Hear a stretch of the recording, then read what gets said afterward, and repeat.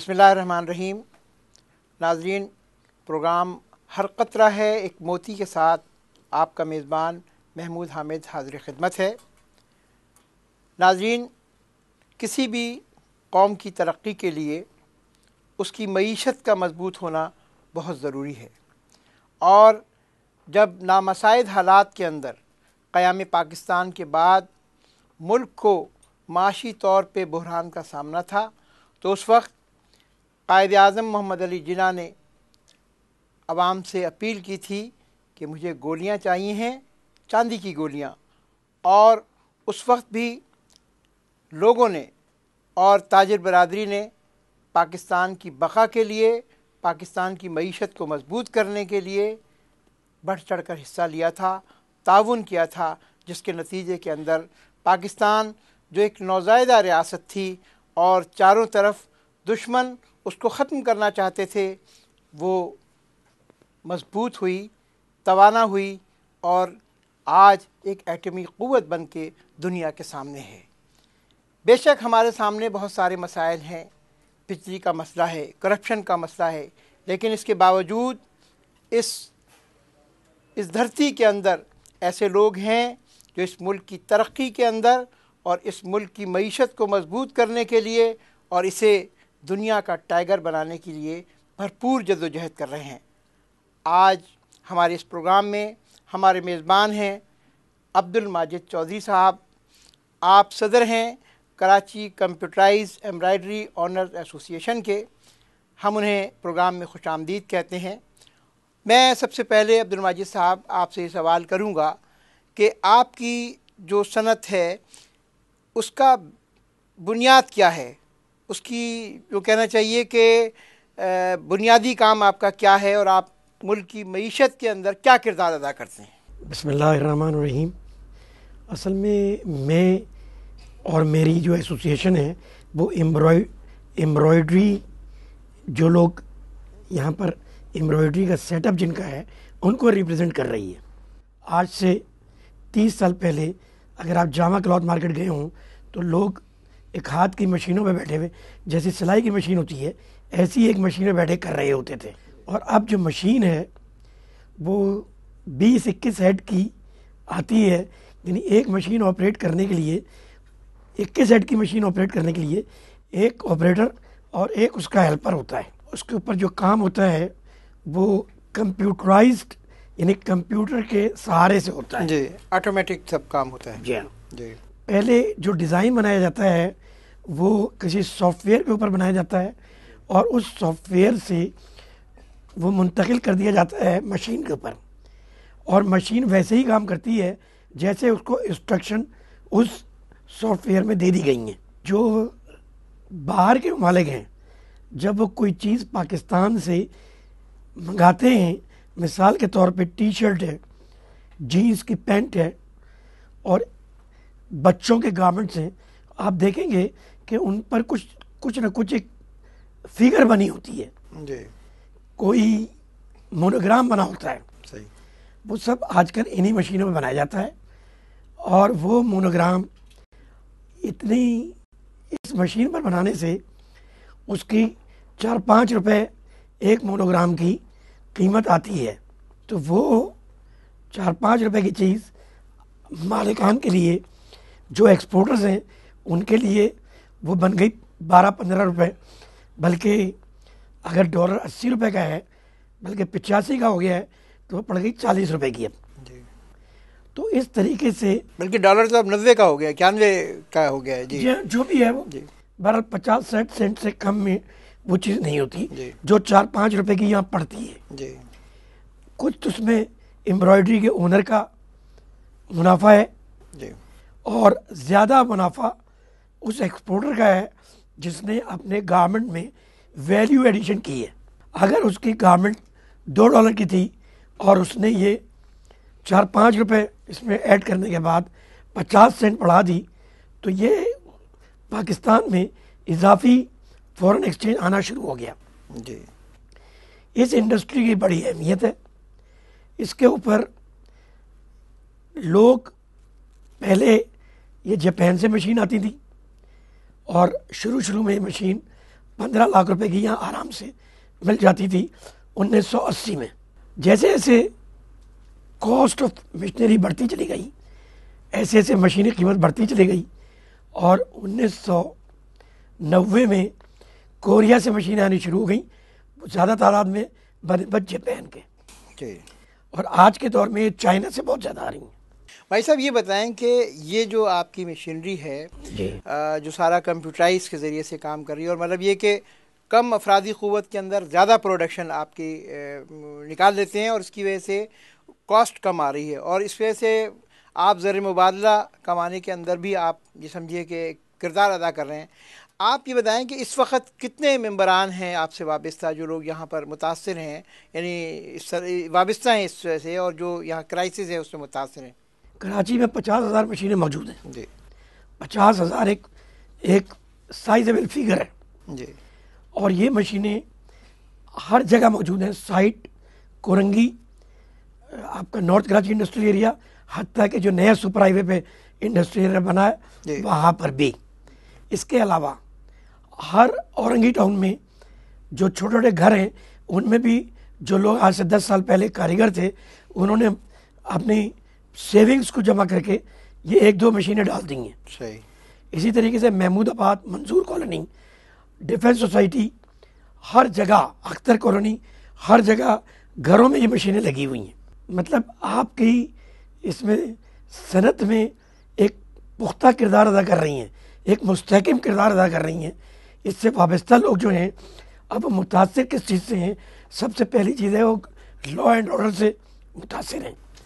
जब भी आपका कोई हंगामा शहर में होता है तो बनारस जो जो जो लेबर औरंगी टाउन से आती है वो फिर साइड में नहीं आ सकती।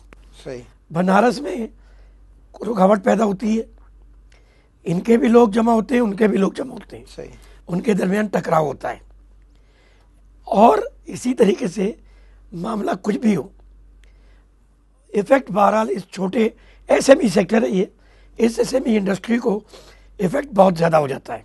कहने का मकसद आपका ये है कि ये इस वक्त जो है कॉटेज इंडस्ट्री की सूरत में भी फल फूल रही है जी हाँ। और लोगों को रोज़गार मुहैया किया जा रहा है जी। मगर ये कि कराची की जो सूरत हाल है लॉ एंड ऑर्डर की और बदनज़मी की, और जो यहाँ पे वक्फे से चीज़ें होती हैं लॉ एंड ऑर्डर की, उसकी वजह से ये काम काफ़ी मुतासिर होती है आपकी इंडस्ट्री। आप मुझे ये बताइए कि इसके अलावा क्या इसकी जो मुतासिर होने की या लोगों की बेरोज़गारी बढ़ने की क्या वजह है? दूसरी बहुत बड़ी वजह जो है वो हमारा KSC है जी। KSC जो है, यानी आप 12 घंटे साइड में बिजली नहीं है जी। 12 घंटे, ये बहुत बड़ा वो है कि ये अलमिया है। आधे दिन बिजली नहीं होती है जी। ठीक है ना। आप क्या उस दौरान में अपने लेबर को क्या करते हैं? कुछ नहीं कर सकते या बिठाते हैं? कुछ नहीं कर सकते। अगर हम उसको फारिग करते हैं तो वो तो अफोर्ड ही नहीं कर सकता है। सही। मजबूरी हमारी ये है कि जैसे हर 8 घंटे बाद 4 घंटे लोड शेडिंग है, तो हम 12 घंटे की हम 8 घंटे बाद उसको वो करते हैं, तो दूसरी शिफ्ट जो हमारी शुरू होती है उसके पहले 4 घंटे ज़ाय हो जाते हैं, अगले 4 घंटे वो काम करता है, फिर तीसरी शिफ्ट शुरू होती है तो फिर वो 4 घंटे ज़ाय हो जाते हैं। तो इस तरीके से हम लोग जो हैं माशी हमारा कत्लेआम हो रहा है।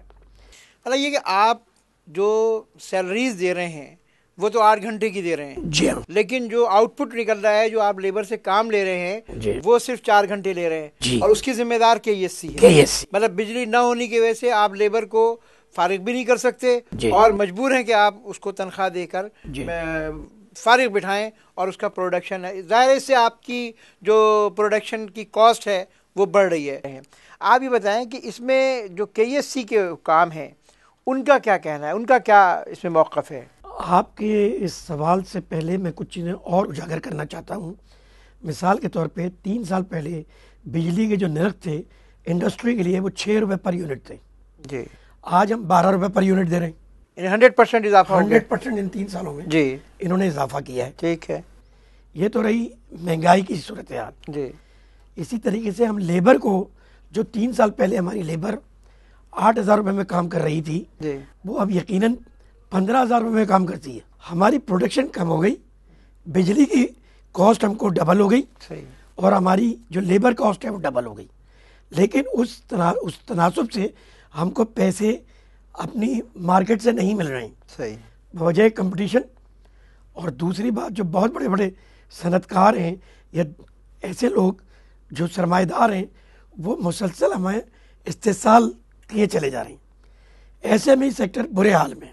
अब जैसा कि आपने फरमाया कि KSC का, देखिए जी, बात यह है कि हम जिसको जो चीज़ बना कर दे रहे हैं उसको हम जिम्मेदार हैं एक सर्टेन पीरियड में माल बनाने के। सही, हम इंडेफिनिट नहीं कर सकते, हम कोई महीना 15 दिन उसको लटका नहीं सकते। ठीक है। वो हमको अपना रॉ मटेरियल बेचता है और हम उसके ऊपर एम्ब्रॉयडरी करके उसको वापस करते हैं। ठीक, हमारे पास स्पेसिफिक टाइम है, अगर हम वो स्पेसिफिक टाइम में ना करें तो हमें नुकसान मज़ीद होता है। इसके लिए हम लोगों ने एक अपनी फैक्ट्री में जनरेटर्स लगा रखे हैं। ठीक, जब हम जनरेटर पे जाते हैं जी, तो हमें यही 12 रुपये की कॉस्ट 32 रुपये पर यूनिट पड़ रही है। 12 के बजाय 32 रुपये, 32 रुपये पर यूनिट। और ये भी तकरीबन डबल हुई है 3 साल में। डीजल के रेट हर चंद दिन के बाद हुकूमत को कुछ नहीं सोचता, अपने वो हलले तलले कम नहीं करते, और हमारे जो इसकी डीजल की कॉस्ट हर महीने रुपए 2 रुपये बढ़ा देते हैं। और ऐसा भी वक्त था कि जब उन्होंने 6 रुपये एक साथ बढ़ा दी। तो अब आप बताइए कि इन हालात में ये इंडस्ट्री कैसे सरवाइव कर पाएगी। नतीजतन बहुत छोटे छोटे कारखाने, तकरीबन 25 से 30% वो बंद हो चुके हैं। और हर 2-4 महीने के बाद हमारे मुशाहिदे में आया है कि कुछ 10-12% कारखाने छोटे बंद हो जाते हैं। मतलब ये कि आप यूँ कहिए कि एक तरफ तो आप KSC के सताए हुए हैं, दूसरी जानिब ये जो डीज़ल की कीमतें बढ़ रही हैं, आपने उसका एक अल्टरनेट निकाला कि जनरेटर चला लिए, जबकि उसकी कॉस्ट ज़्यादा थी। तो अब ये कि डीज़ल की कीमतें इतनी ज़्यादा बढ़ गई हैं कि आप उसको भी यानी कि चलाने के काबिल नहीं रहे और सनतों को बंद करने में लोगों ने ज़्यादा आफियत समझी। आप ये बताएं कि इससे अंदाज़न कितने लोग मुतासिर हैं? यानी जो आप कह रहे हैं कि 25 से 30% लोग, कारखाने बंद हो गए तो ज़ाहिर है कारखानेदार भी बेरोज़गार हो गया, तो उसकी जो लेबर थी वो भी बेरोज़गार हो गई। कितने लोग इसमें, जबकि पाकिस्तान में और कराची के अंदर बेरोज़गारी पहले ही बढ़ रही है। मोहतरम जनाब, 50,000 मशीनें कराची में हैं जी। पर मशीन डायरेक्ट लेबर है, इसके ऊपर 6 पर्सन एक मशीन पे जी। तो तकरीबन 3 लाख लोग तो डायरेक्ट इन्वॉल्व हैं। सही। इसके बाद मैनेजर्स हैं जी, सुपरवाइजर्स हैं, और चूँकि ये मशीन डिज़ाइनर एक चाहिए होता है तो हर 4-5 मशीन वाले के पास एक डिज़ाइनर होना लाजमी है। जी। दूसरे जो इससे कम क्वांटिटी की मशीनें हैं वो डिज़ाइनर अपने पास नहीं रखते, वो पार्ट टाइम रखते हैं। सही। या वो बाहर से जो फ्रीलांस डिज़ाइनर्स हैं उनसे वो डिज़ाइन बनवाते हैं। तो कुल कोई 4.5 लाख आदमी इस सनत से सिर्फ कराची में वाबस्ता है। अब आप ये देखिए कि हर 6 महीने के बाद 10% अगर ये कम हो रहे हैं तो हिसाब लगाइए तो 25 से 30 हज़ार आदमी बेरोज़गार हो रहा है। और इसका क्या होगा, ये सड़कों पे आ रहे हैं और ये यकीनन लॉ एंड ऑर्डर का मसला और पैदा हो रहा है। और जो आपकी ये जो दूसरे मसाइल हैं, मसलन ये बेरोज़गार होते हैं तो ये गलत कामों में ही जाते हैं। मतलब ये जो लाकानूनियत में इजाफा हो रहा है उसका एक बड़ी वजह जो है वो ये बेरोज़गारी भी है। और ज़ाहिर है जब आदमी को रोज़गार नहीं मिलता और वो गलत हाथों में चला जाता है तो वो फिर यानी कि लाकानूनियत में ही इजाफा करता है। मैं ये पूछना चाह रहा था कि आपका जो है मतलब ये कि गारमेंट इंडस्ट्रीज से क्या ताल्लुक़ है और इसमें क्या सपोर्ट करते हैं आप?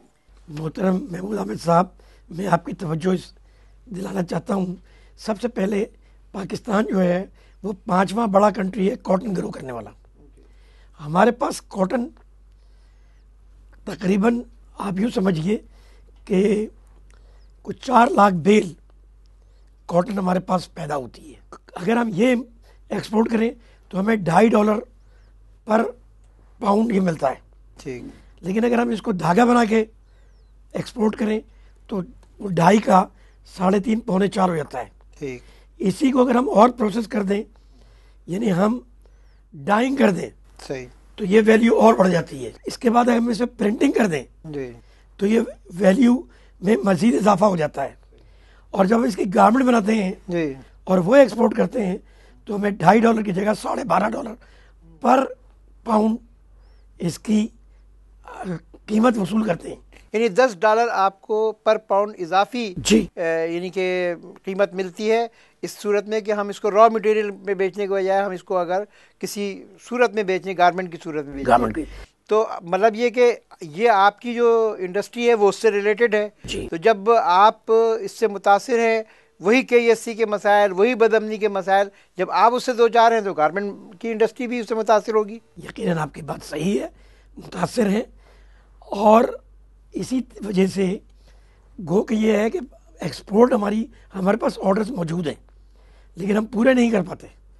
यानी हम अच्छी क्वालिटी की चीज़ें बना सकते हैं लेकिन अनसर्टेनिटी की वजह से हमारे पास वो नहीं है और लाकानूनियत की वजह से अब बायर्स जो हैं वो इस मुल्क में नहीं आते।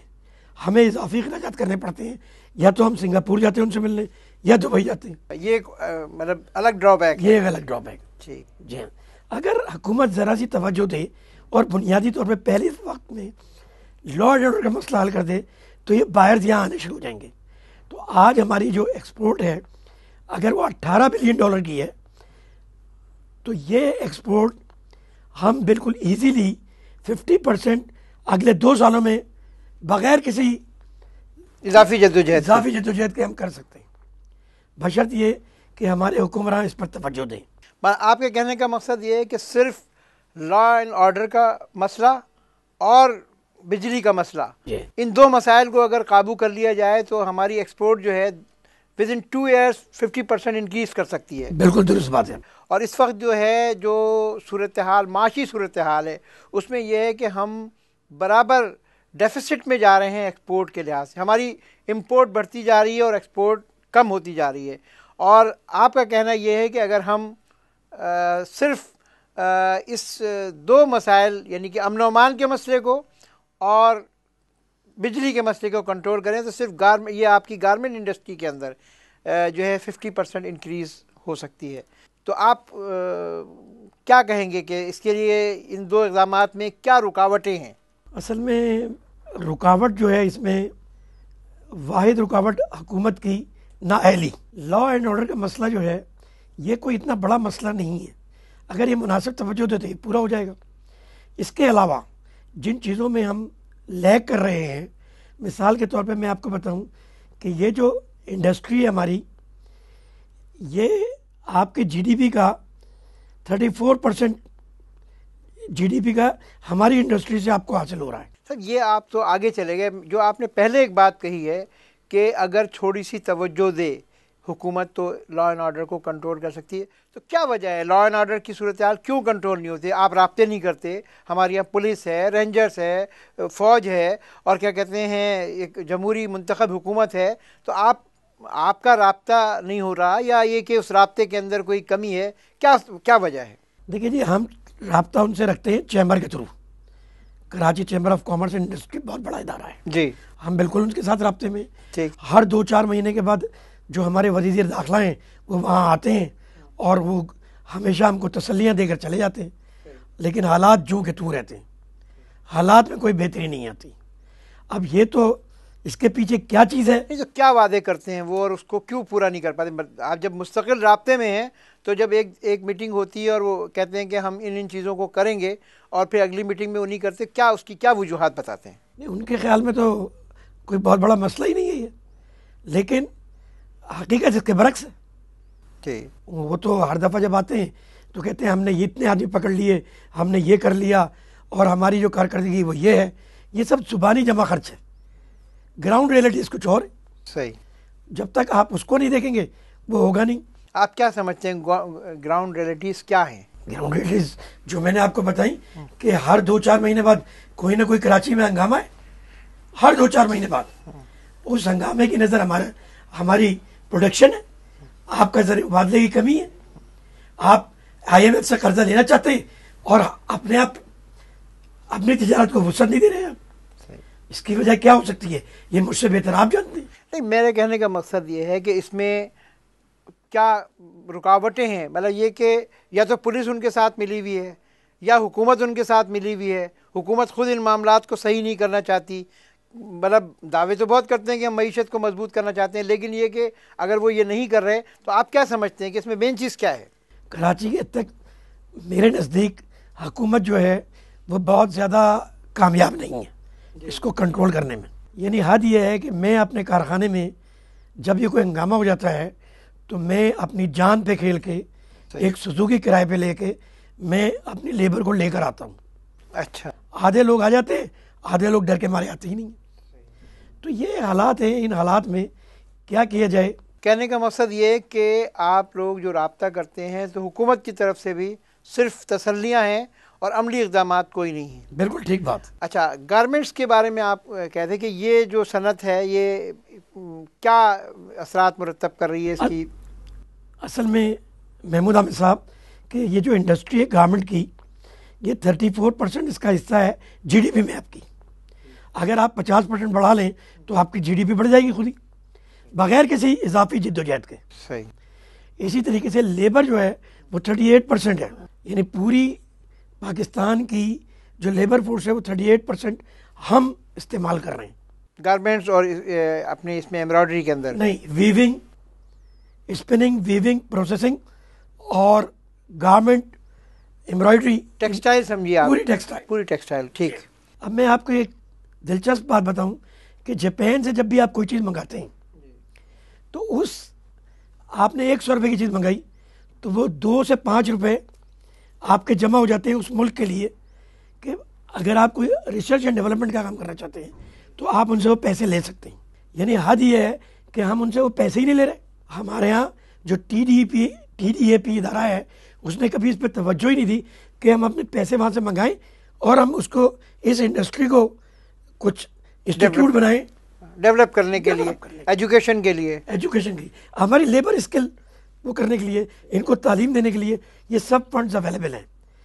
दूसरा एक बहुत बड़ा कंट्री कनाडा है जहाँ पर वो उनका जो एक प्रोफेसर है या उनका जो एक आदमी है वो 65 साल की उम्र में रिटायर हो जाता है, तो उसको ये मौका दिया जाता है कि जब आप रिटायर हो गए तो अभी मज़ीद अगर आप 2, 4, 5 साल काम करना चाहते हैं तो वो अपने लोगों को आपके यहाँ भेज देते हैं फॉर ट्रेनिंग।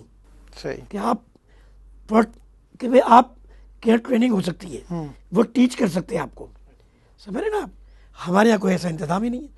जब इसके बरखिलाफ श्रीलंका, इंडिया, ये दोनों इन चीज़ों से फ़ायदा उठा रहे हैं। यानी इसमें कोई बहुत बड़ा वो नहीं है। यहाँ पर हमारे चैम्बर को भी चाहिए, फेडरेशन चैम्बर ऑफ कॉमर्स को भी चाहिए और हुकूमत को तो खुसूसी चाहिए कि भाई ये सब चीज़ें अवेलेबल हैं। और इसके अलावा नॉर्वे है, नेदरलैंड है, या जहाँ जहाँ ये चीज़ें मिल सकती हो, जहाँ आपका कोई पैसा ही नहीं खर्च हो रहा। यानी कनाडा जो फ्राहम करता है लोग, वो उसकी सिर्फ 2 शर्तें जी, क्योंकि तनख्वाह तो उसको पेंशन तो वहाँ से मिल रही है जी। अब वो कहता है कि इनके खाने का अखराजात और इनके रहने के अखराजात और इनका ट्रैवलिंग का खर्चा आप बर्दाश्त कर लें। ये पीनट है हुकूमत के लिए, पीनट है। अब ये चाहे तो ये सब काम कर सकते हैं। इसके अलावा हमसे ये 4% तकरीबन 30 साल से एक्सपोर्ट के ऊपर 1/4%, सॉरी मैं गलत कह गया, 1/4% जो हम अगर हम 100 रुपये की चीज़ भेज रहे हैं तो 1/4% से ये पोर्ट पे काट रहे हैं। सही। कि भाई हम ये आपकी एजुकेशन के लिए, आपकी लेबर के एजुकेशन के लिए ये सर्व करेंगे। ये गवर्नमेंट ऑफ पाकिस्तान काट रही है, ठीक है जी। अभी तक इसका कोई इंतजाम नहीं। कहने का मकसद ये कि ये फंड्स अवेलेबल हैं जो वर्कर्स की एजुकेशन के लिए और इस ट्रेड की कोई इंक्रीज़ करने के लिए, लेकिन उनसे फ़ायदा नहीं उठाया जा रहा। मतलब पाकिस्तान में भी ये फ़ंड्स हैं और हम जापान से भी और कनाडा से भी, दीगर ममालिक से भी लेते हैं। तो आप क्या समझते हैं कि इसकी क्या वजूहात हैं? मतलब ये कि हमारे यहाँ ये सिर्फ हुकूमत की नाअहली है, बेतवज्जोही है, तो या ये कि इसमें कोई और करप्शन इन्वॉल्व है? नहीं, इसमें मेरे नज़दीक कोई करप्शन इन्वॉल्व नहीं है। इसमें सबसे बड़ी नाअहली है जी। यानी इन लोगों ने कभी कोशिश ही नहीं की कि इस पहलू को भी गौर करें। सही। नंबर 1 गवर्नमेंट, नंबर 2 गवर्नमेंट का इदारा TDAP, जिसका काम ही यही है सही। ये लोग लाखों रुपए महीना तनख्वाह ले रहे हैं, लेकिन ये काम नहीं कर रहे। तीसरी चीज़ फेडरेशन चैम्बर ऑफ कॉमर्स को चाहिए कि भाई ये इसके ऊपर वो करे। और चौथी चीज़ पूरे पाकिस्तान के चैम्बर्स को चाहिए, एसोसिएशंस को चाहिए कि इसके ऊपर तवज्जो दें और इसके ऊपर काम करें, और ये इमीडिएट काम करें ताकि इस मुल्क में खुशहाली आए। यानी लॉ एंड ऑर्डर का हुकूमत का काम है, बिजली KSC का काम है, या दूसरे शहरों के लिए वापडा का काम है, और ये जो लेबर की ट्रेनिंग प्रोग्राम्स हैं ये TTAP का काम है। अब आप खुद सोच लीजिए कि जहाँ पर हर शाख पे उल्लू बैठा है, अंजाम गुलिस्तां क्या होगा। यानी लोग बेकार फिर रहे हैं और चीज़ें अवेलेबल हैं जिसको सही तौर पे इस्तेमाल नहीं किया जा रहा। भाई साहब, इसमें कहीं इस चीज़ का दखल तो नहीं है कि हमारे जो हुक्मरान तबका है, हमारा हुक्मरान तबका जो एजुकेशन से बहुत घबराता है। यानी ये असेंबली के अंदर एक वाक़या पेश आया कि एक जागीरदार ने दूसरे जागीरदार पे, कौमी असेंबली का रुकन था, उस पर इल्ज़ाम लगाया कि तुमने मेरे साथ बहुत बुरा किया कि तुमने मेरे इलाके के अंदर स्कूल खुलवा दिया। तो मतलब ये कि एजुकेशन देने से और ट्रेनिंग देने से और लोगों को एजुकेट करने से लोग यानी कि हुक्मरान चाहते हैं कि अगर ये पढ़ लिख जाएंगे और एजुकेशन इनके अंदर आ जाएगी और इनमें अकल आ जाएगी तो शायद हमारी इज़्ज़त नहीं करेंगे। मैं अभी पढ़ रहा था कि मलेशिया जो इस वक्त एशियन टाइगर है और मतलब ये कि मईशत उसकी मजबूत है, वहाँ पर महातिर मोहम्मद ने 33% एजुकेशन पे ख़र्च किया। हम लोग 3% एजुकेशन पे ख़र्च कर रहे हैं। तो ये ऐसा लगता है कि जो जिस तरह हम यहाँ तो बजट रखते ही नहीं है अपने बजट के अंदर, और जहाँ पर बजट मौजूद है हम अपने वर्कर्स को ट्रेनिंग दे सकते हैं, उनकी एजुकेशन कर सकते हैं, उसमें उसको इंक्रीज़ कर सकते हैं, वो कोशिशें नहीं कर रहे हैं। क्या राय है आपकी इस बारे में? महमूद हामिद साहब, आप जागीरदारों को तो अलग कर दीजिए, कराची में जो हुकूमत है वो तो जागीरदारों की नहीं है जी। क्या वजह है कि ये लोग तवज्जो नहीं दे रहे? यहाँ तो मुतवस्सित तबके के लोग हुकूमत कर रहे हैं ना। क्या वजह है कि जो दूसरी जमातें हैं वो असम्बली के अंदर इस चीज़ को क्यों नहीं उठा रही? मैं खुदारा उनसे इल्तिमास करता हूँ, इल्तिजा करता हूँ कि ये हंगामी सूरत हाल पे इसको उठाएं और जो चीज़ मौजूद है कम से कम उससे तो फ़ायदा उठाएं, और शहरों के हद तक गारमेंट इंडस्ट्री को पूरी चीज़ें मिल सकती हैं, और मिल भी रही होंगी। कुछ जो बहुत बड़े बड़े इंडस्ट्रिस्ट हैं वो सब कुछ ना कुछ इससे फ़ायदा उठा रहे होंगे, लेकिन ये डाउन, इसका इफ़ेक्ट डाउन नहीं हो रहा है। यानी छोटे सनतकारों को इसका फ़ायदा नहीं हो रहा है, बड़े सनतकार फिर भी कुछ रह रहे हैं, लेकिन एक बड़ा चंक ये मिल ही नहीं रहा होगा चूँकि ये लोग इंटरेस्टेड ही नहीं है। सही। इनको तवज्जो देनी चाहिए, और स्पेशली यहाँ पर है शहरों की हद तक तो ना कोई वडेरे हैं ना वो हैं, ये तो मुतवस्सित तबके के लोग हैं। इनको तो चाहिए ये कोशिश करें, और ये अगर कोशिश करेंगे तो इंशाल्लाह 1 साल में नताइज बरामद होने शुरू हो जाएंगे। भाई साहब, ये बात आपने सही कही कि कराची है और ये एक मतलब बड़ा शहर है, इंटरनेशनल शहर है, रोशनियों का शहर कहलाता है, शहरुल बिलाद कहलाता है। तो यहाँ तो बहरहाल वो जागीरदारी निज़ाम नहीं है। तो इसमें क्या उन लोगों की, जिन लोगों ने यहाँ के अवाम के वोट लिए हैं और वो असम्बलियों के अंदर बैठे हुए हैं और वो हुकूमत में बैठे हुए हैं, तो उनका ये फ़र्ज़ बनता है कि वो बिजली का मसला है, बेरोज़गारी का मसला है, बदअमनी का मसला है, वो इसको हल करें। तो इसमें वो मौसर किरदार क्यों नहीं अदा कर पा रहे हैं? असल में वो सिर्फ इसलिए नहीं अदा कर पा रहे क्योंकि उनकी भी लालच हुकूमत की हद तक है जी। अब वो ये समझते हैं कि अगर वो इस तरफ जाएंगे तो हुकूमत से निकाले जाएंगे। इस खौफ की वजह से वो कोई बहुत अच्छा काम नहीं कर पा रहे। मेरी उनसे गुजारिश है कि अगर उन्हें कोई मालूमात चाहिए हैं तो वो चैम्बर ऑफ कॉमर्स से रब्ता करें, इंशाल्लाह उनको मालूमात मिल जाएंगी, और जल्दी से जल्दी हालात पर काबू पाने की कोशिश करें, इससे पहले कि वो देर हो जाए और लोग उनके ऊपर भी उंगलियां उठानी शुरू कर दें और उनके खिलाफ हो जाए और सड़कों पर उनके खिलाफ वावेला होना शुरू हो जाए। बहुत बहुत शुक्रिया अब्दुल माजिद चौधरी साहब। अब्दुल माजिद चौधरी साहब हमें बता रहे थे कि इस वक्त पाकिस्तान की कॉटेज इंडस्ट्री, ख़ास तौर पे एम्ब्रॉयडरी इंडस्ट्री जो है वो तो बड़ी मुश्किलात का शिकार है। एक लॉ एंड ऑर्डर का मसला है और दूसरा बिजली का मसला है।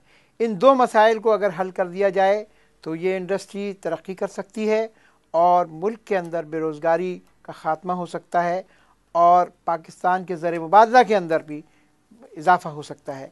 नाज़रीन, आज इस प्रोग्राम के साथ इजाज़त दीजिए। इंशाअल्लाह हर कतरा है एक मोती के साथ आइंदा हफ्ते फिर हाज़िर होऊंगा। महमूद हामिद को याद दीजिए। अस्सलाम वालेकुम।